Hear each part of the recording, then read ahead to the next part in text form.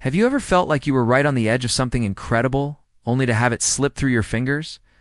That feeling of being so close, yet so far? It's that moment when you've poured your heart and soul into a project, a relationship, or a personal goal, and you can almost taste victory. You've climbed the mountain, you can see the summit, but then a storm rolls in. That's the world of almost, but not yet. It's a space filled with tension, frustration, and sometimes even heartbreak. You applied for your dream job. You nailed every interview. You connected with the team, and you started picturing yourself in that office. The final email arrives. You hold your breath. You are incredibly impressed. We've decided to move forward with another candidate. Almost. You trained for a marathon for months. You pushed your body past its limits. You sacrificed weekends. You ate clean. On race day, you're running strong. You're on pace for a personal best. Then, just a few miles from the finish line, a cramp seizes your leg, forcing you to slow to a walk. You cross the finish line, but not the way you envisioned. Not yet. You've been working on a creative project, a book, a song, a piece of art. It feels like your masterpiece. You're in the flow, the ideas are coming, and it's almost complete. But then you hit a wall. The inspiration dries up. The final piece of the puzzle just won't fit. You're stuck staring at an unfinished canvas. Almost there, this feeling. This almost can be one of the most discouraging experiences in life. It's not a clear-cut failure. A clear failure you can analyze, learn from, and move on. But an almost is different. It dangles the possibility of success right in front of you, making you question every single step you took. What if I had said this one thing differently in the interview? What if I had stretched for 5 more minutes before the race? What if I just pushed through that creative block for 1 more hour? The what-ifs can be deafening. It's tempting to see these moments as a sign to give up. The universe must be telling you it's not meant to be, right? But what if we're looking at it all wrong?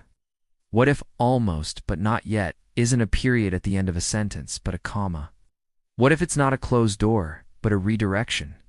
Think about the greatest success stories you know. How many of them got it right on the first try? J.K. Rowling was rejected by 12 publishers before Harry Potter was picked up. 12 times she was in the almost zone. Michael Jordan was famously cut from his high school basketball team. For him, it wasn't even an almost at that stage. It was a no. But for him, that wasn't the end. It was fuel. The space between almost and success is where the real growth happens. It's the universe's way of testing your resolve. It asks you, how badly do you want this? When you're knocked down just before the finish line, do you stay down or do you get back up? This is where resilience is forged. It's in the quiet moments after the rejection, after the setback, when you have to make a choice. Do you let the bitterness consume you, or do you use it to build a stronger foundation for your next attempt? Every almost is a lesson in disguise. The job you didn't get might have revealed a weakness in your interview skills that you can now strengthen. The marathon you didn't finish as planned might teach you a crucial lesson about pacing or nutrition that will guarantee your success next time. The creative block is often a sign that you need to step away, recharge, come back with a fresh perspective that will make the final product even better. These aren't failures, they're feedback. Brutal, painful feedback sometimes, but feedback nonetheless. And let's be honest, the victory that comes after a struggle is so much sweeter. A win that comes easily is enjoyable for a moment. But a win that you had to fight for, that you had to bleed for, that came after a series of painful almosts. That is a victory that becomes a part of your identity. It's a story you'll tell for years. It proves to yourself and to the world what you're made of. The struggle gives the success its meaning. So, if you're in that almost but not yet phase right now, I want you to take a deep breath. It's okay to feel frustrated. It's okay to be disappointed. Allow yourself to feel it. But don't live there. Don't set up camp in the land of what could have been. Acknowledge the pain and then ask yourself, what is this trying to teach me?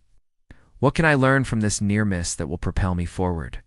Maybe the not yet is a blessing. Maybe you need a little more time to develop your skills. Maybe there's a better opportunity just around the corner that you would have been ready for otherwise. The path to our goals is rarely a straight line. It's full of twists, turns, and frustrating detours. The almosts are just part of the journey. They are the plot twists in your story that make the ending so much more satisfying. Think of it like a video game. You don't beat the final boss on your first try. You fail, you learn their attack patterns, you upgrade your gear, and you come back stronger, almost as you learning the pattern. Setback is an opportunity to level up.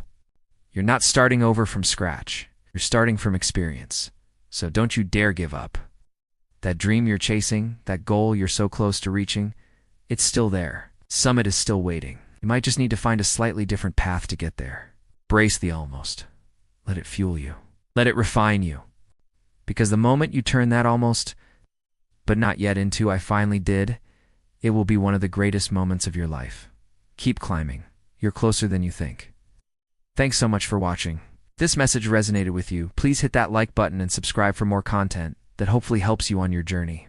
See you in the next one.